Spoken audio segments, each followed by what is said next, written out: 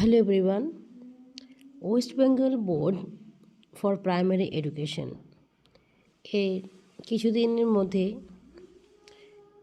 কিছুদিন আগে এটা হচ্ছে অ্যাপ্লাই শুরু হয়ে গেছে আপার প্রাইমারি ওয়েস্ট বেঙ্গলের রেজিস্ট্রেশন ফর্ম যেটা ডেট এখানে স্টার্ট হয়েছে সেটা হচ্ছে 19 নভেম্বর টু 9th ডিসেম্বরের মধ্যে চলতে থাকবে।